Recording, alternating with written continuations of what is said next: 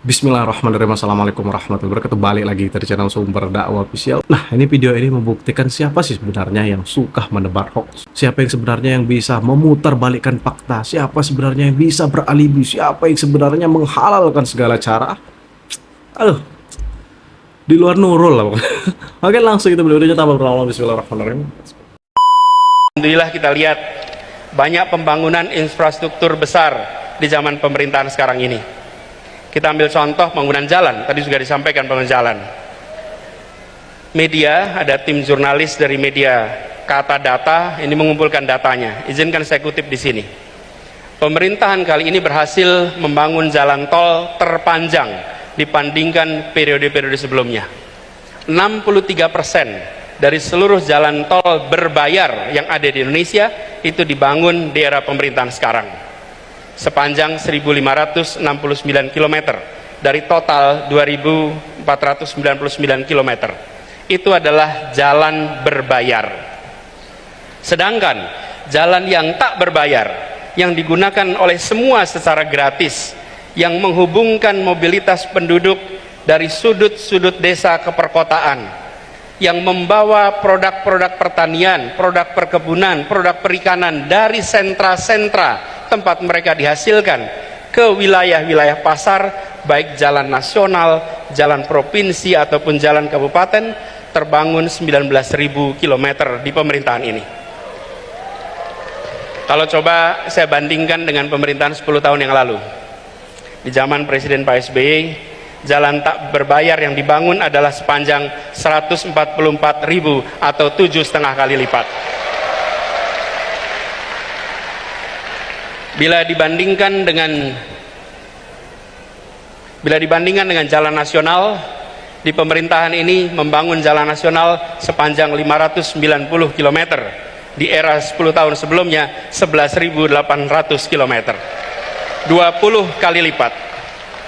Kita belum bicara mutu, kita belum bicara standar dan lain-lain, kita bicara panjangnya.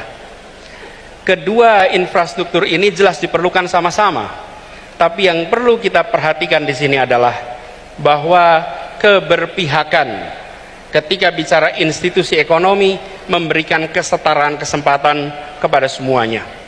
Kita perlu memikirkan ke depan institusi yang inklusif, infrastruktur yang menunjang keseharian. Air saja misalnya. Hari ini kita punya air di sini. Susenas 2019 menunjukkan 38% penduduk Indonesia menggunakan air dalam kemasan sebagai sumber air minum. Kalau itu pilihan tidak apa-apa, tapi kalau itu keterpaksaan, maka negara harus hadir menyediakan infrastruktur mikro kecil yang dirasakan oleh seluruh rumah tangga di Indonesia. Kalau kita lihat datanya, sumur ada 21%, pompa air 16%, pipa hanya 10%. Ke depan kita perlu membangun institusi ekonomi inklusif yang memang belum tentu megah untuk difoto, belum tentu menarik seperti jalan berbayar atau airport bandara yang megah, tapi air yang mengalir di tiap rumah tangga, infrastruktur mikro di tiap rumah tangga, itu akan memberikan rasa kebahagiaan. Bismillahirrahmanirrahim. Assalamualaikum warahmatullahi wabarakatuh. Saya menyimak pidato Bapak Anies Rashid Baswedan. Pidatonya menarik.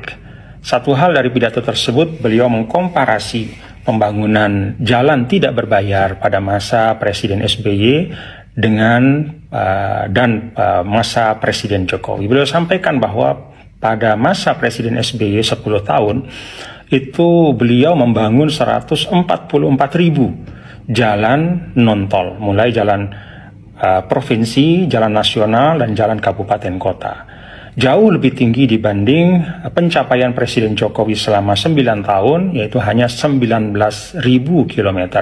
Beliau sampaikan perbandingannya 7,5 kali lipat pada masa Pak SBY, lebih banyak dibanding dengan masa Pak Jokowi. Menyimak pidato ini saya punya satu catatan, bahwa Mas Anies Rashid Baswedan tidak menyebut melupakan. Saya tidak tahu ini sengaja atau tidak sengaja ya. Mestinya sebagai calon presiden beliau memaparkan secara utuh beliau tidak menyebutkan tentang jalan desa yang terbangun pada masa Presiden Jokowi.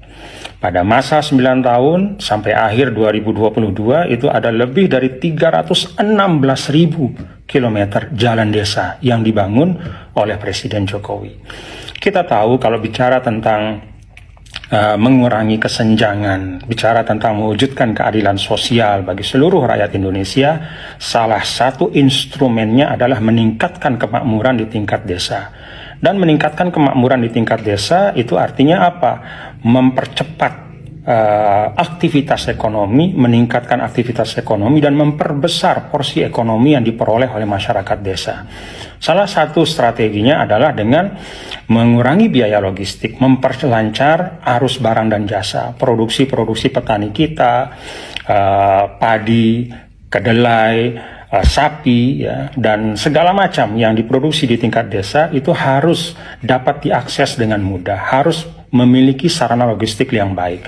Karena itu pembangunan atau jalan desa itu memegang peran yang sangat penting untuk menghadirkan keadilan sosial bagi seluruh rakyat Indonesia, mengurangi ketimpangan antara desa dan kota. Jadi Mas Anies sebenarnya kalau fair, ya, apa adanya, beliau seharusnya menyebutkan bahwa pada masa Presiden Jokowi ada lebih dari 316.000 kilometer jalan desa yang tidak terbangun pada masa sebelumnya.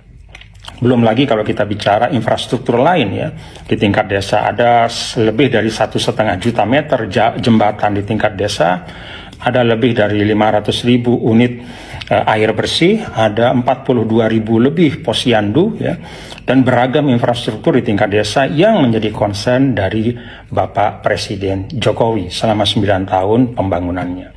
Dengan demikian, kalau kita menyampaikan data secara utuh pembangunan jalan tidak berbayar pada masa Presiden Jokowi, mulai jalan nasional, jalan provinsi, jalan kabupaten kota, dan jalan desa, maka angkanya adalah sekitar 340.000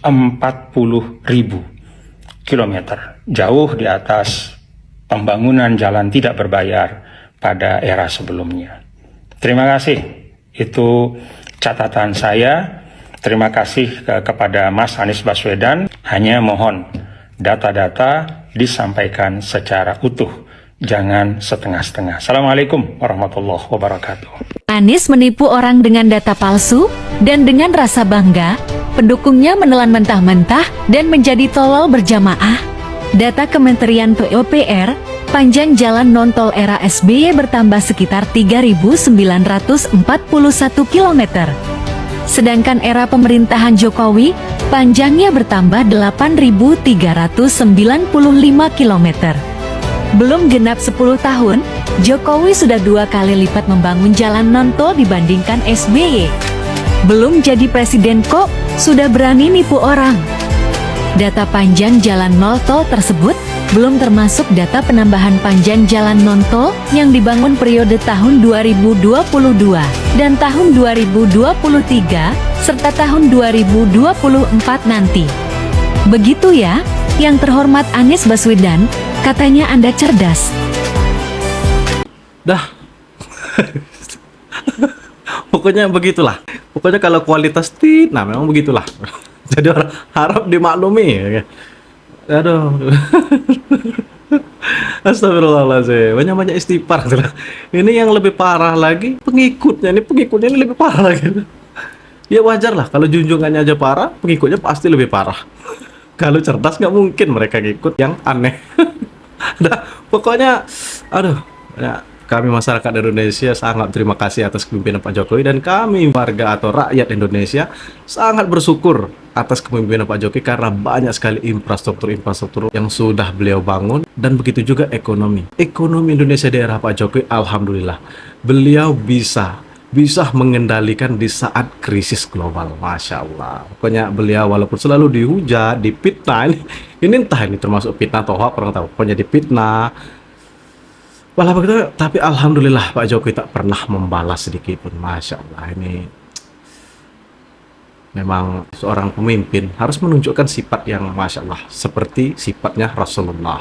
Dah, pokoknya harus berjiwa legowo, harus mementingkan kepentingan masyarakat, bukan mementingkan kepentingan pribadi, menghalalkan segala cara. Nah, saya akhiri. Tetap jaga persatuan Indonesia. Jangan mau kita terpecah belah. Jangan mau kita termakan omon-omon hoax dari anak abah. Saya akhiri wabillahi taufiq wal hidayah. Wassalamualaikum warahmatullahi wabarakatuh.